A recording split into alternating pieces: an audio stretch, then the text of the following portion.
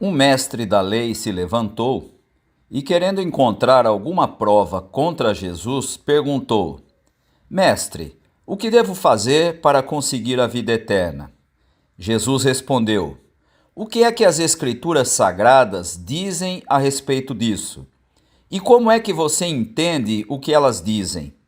O homem respondeu: Ame o Senhor seu Deus com todo o coração, com toda a alma, com todas as forças e com toda a mente. E ame o seu próximo como você ama a você mesmo. A sua resposta está certa, disse Jesus. Faça isso e você viverá. Porém, o mestre da lei, querendo se desculpar, perguntou: Mas quem é o meu próximo? Jesus respondeu assim: Um homem estava descendo de Jerusalém para Jericó. No caminho, alguns ladrões o assaltaram, tiraram a sua roupa, bateram nele e o deixaram quase morto. Acontece que um sacerdote estava descendo por aquele mesmo caminho. Quando viu o homem, tratou de passar pelo outro lado da estrada. Também um levita passou por ali, olhou e também foi embora pelo outro lado da estrada. Mas um samaritano, que estava viajando por aquele caminho, chegou até ali. Quando viu o homem, ficou com muita pena dele. Então chegou perto dele, limpou os seus ferimentos com azeite e vinho e em seguida os enfaixou. Depois disso, o samaritano colocou-o no próprio animal e o levou para uma pensão onde cuidou dele. No dia seguinte, entregou 2 moedas de prata ao dono da pensão, dizendo: Tome conta dele. Quando eu passar por aqui na volta, pagarei o que você gastar a mais com ele. Então, Jesus perguntou ao mestre da lei: Na sua opinião, qual desses 3 foi o próximo do homem assaltado? Aquele que o socorreu, respondeu o mestre da lei. E Jesus disse: Pois vá e faça a mesma coisa. No texto proposto pelo calendário litúrgico para este domingo, encontramos um homem doutor da lei que questiona Jesus, perguntando o que ele deveria fazer para alcançar a vida eterna. E é importante entendermos que por trás dessa pergunta há um pensamento típico de todo religioso. Eu devo fazer algo para agradar a Deus. Por trás dessa pergunta há uma compreensão a respeito de Deus que revela aquilo que todo religioso sempre pensa. É preciso que eu traga Deus para o meu lado. É preciso que eu faça algo para que Ele me dê aquilo que eu pretendo. E o texto ainda revela que esse doutor da lei estava de alguma forma tentando fazer com que Jesus fosse pego em algo que o incriminasse. E aqui é preciso percebermos que, como Jesus veio trazer o reino de Deus, agora, com a chegada de Jesus, com o anúncio do reino de Deus, é a graça que passa a ser a marca principal da salvação, e não mais aquilo que a pessoa faz ou deixa de fazer. E, portanto, nós temos aqui 2 compreensões absolutamente opostas a respeito da salvação. De um lado, o pensamento religioso, que entende que é preciso fazer algo para alcançar a salvação, para ser abençoado com a salvação por Deus, e de outro lado, o reino de Deus anunciado por Jesus e que tem como a sua marca principal a graça de Deus. Ou seja, não é aquilo que o homem faz, também não é aquilo que o homem deixa de fazer para Deus, mas a graça que é derramada e que é distribuída sobre aqueles que recebem a mensagem por meio da fé. Aquele doutor da lei, portanto, faz a pergunta a Jesus, esperando saber o que ele deveria fazer para agradar a Deus, para alcançar a vida eterna. E Jesus responde no campo de compreensão daquele homem, daquele doutor da lei. Isso está aí no seu versículo 26. Como é que você interpreta a lei? Pergunta Jesus.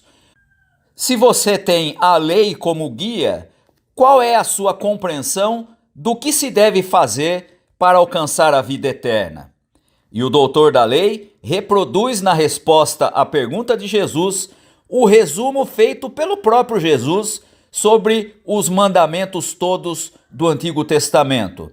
Os rabinos contaram 613 mandamentos no Antigo Testamento e Jesus os resumiu em apenas 2: os mandamentos do amor, o amor a Deus acima de todas as coisas e também o amor ao próximo.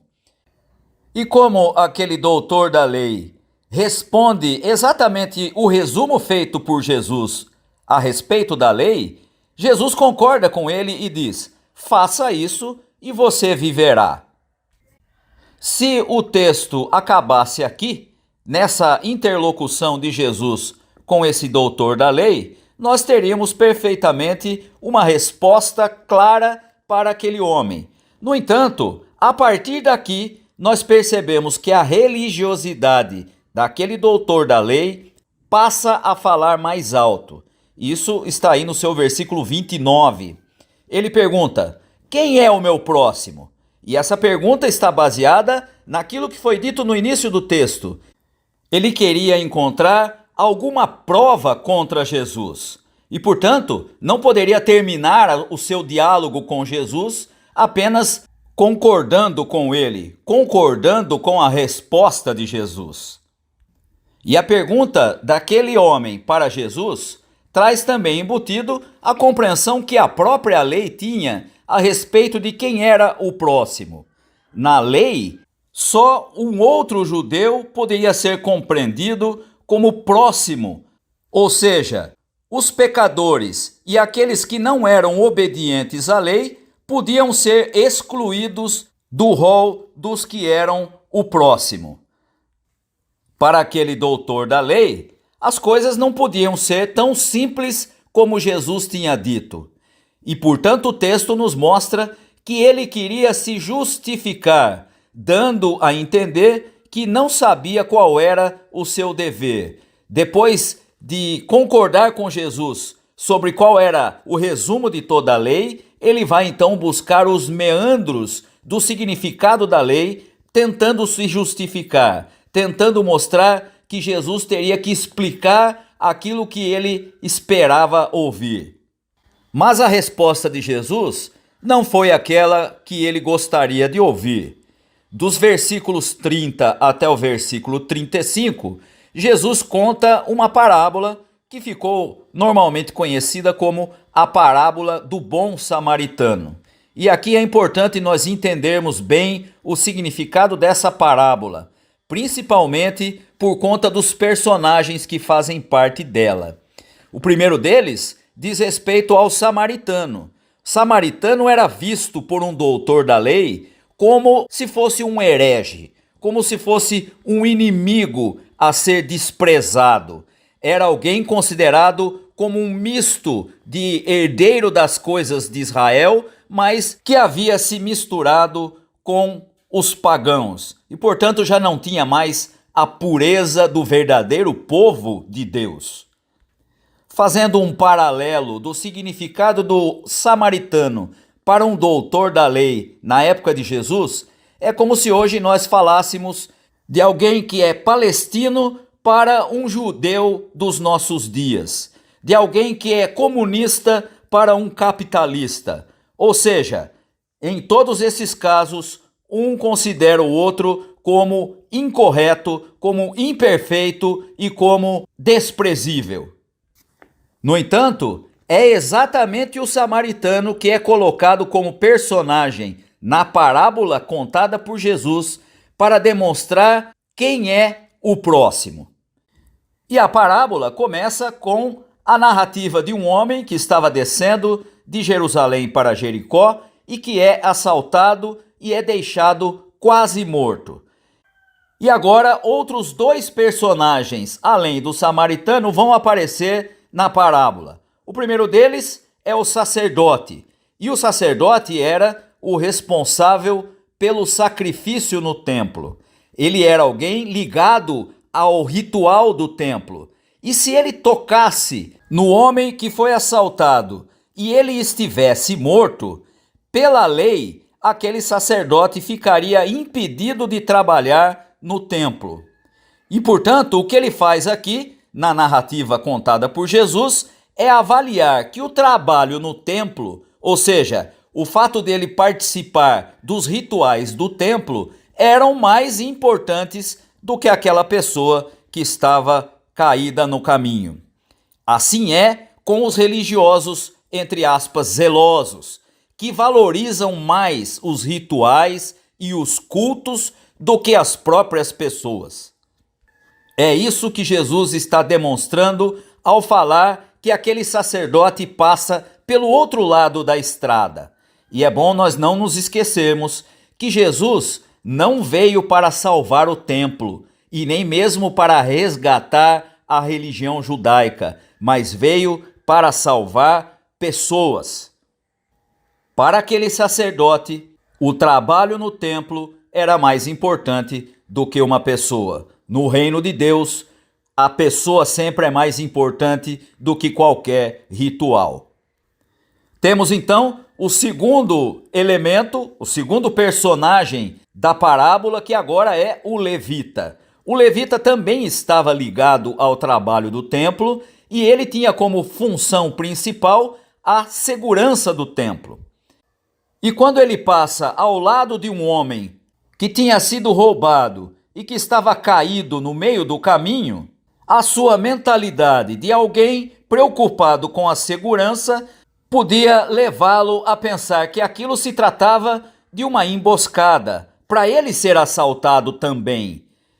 E assim como o sacerdote, ele ficaria também impossibilitado de trabalhar se tocasse naquele homem e ele estivesse morto. E, portanto, ele pensou primeiro em si mesmo e depois no trabalho. Jamais a sua prioridade foi aquele homem quase morto. Aquilo não era problema dele. E porque não era problema dele, assim como o sacerdote, ele passou pelo outro lado da estrada para sequer se aproximar do homem que estava quase morto. E na parábola, finalmente passa o enjeitado samaritano, o pária, na visão do doutor da lei. Está aí no versículo 33. E é muito interessante porque a palavra usada para a ação daquele samaritano em benefício do homem quase morto significa que ele ficou profundamente movido de compaixão. A tradução dizendo que ele ficou com muita pena daquele homem não faz jus ao significado da palavra.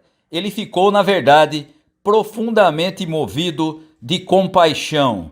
E compaixão por alguém diferente dele, por alguém que não era seu semelhante. E o texto nos diz que ele cuidou daquele homem com os seus próprios recursos e custeou o cuidado de outros por ele. Isso está aí nos versículos 34 e 35.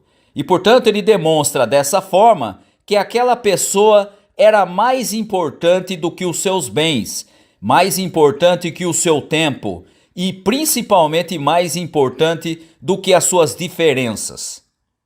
E fazendo isso, o samaritano demonstra que o amor ao próximo é fruto da compaixão, não de discursos vazios e de discursos religiosos que se esquivam de agir com compaixão. E perceba que ele não se preocupou se aquele homem era merecedor ou não da sua ajuda. Ele simplesmente foi movido de profunda compaixão. E terminando de contar essa parábola, Jesus faz uma pergunta ao doutor da lei. Qual desses foi o próximo do homem assaltado? Está aí no seu versículo 36. E é óbvio que tinha sido o samaritano. Mas mesmo assim, a resposta do doutor da lei é discriminatória. Aquele que teve misericórdia. Ou seja, ele não faz menção de que era um samaritano. E vem então a orientação final de Jesus para aquele doutor da lei: vá e faça a mesma coisa. O que Jesus faz ao contar essa parábola, a famosa parábola do bom samaritano, é inverter a realidade da pergunta daquele homem: seja você o próximo para o outro, independente de quem seja, independente das diferenças que possam existir. Isso é fazer parte do reino de Deus. Isso é seguir a Jesus. Enquanto aquele doutor da lei queria saber quem era o seu próximo, Jesus diz a ele: seja você o próximo para o outro. E nos nossos dias, se tivéssemos que fazer essa mesma pergunta a Jesus: o que devo fazer para herdar a vida eterna? Receberíamos dele a mesma resposta desse doutor da lei: vá e faça como o samaritano, seja o próximo para o outro. Que sejamos o próximo para as pessoas com quem convivemos, independente de quem sejam, independente das diferenças que possam existir. Que possamos assim fazer parte do reino, possamos assim seguir a Jesus, sendo o próximo para as pessoas com quem convivemos. Que Deus abençoe aos irmãos e às irmãs. Amém.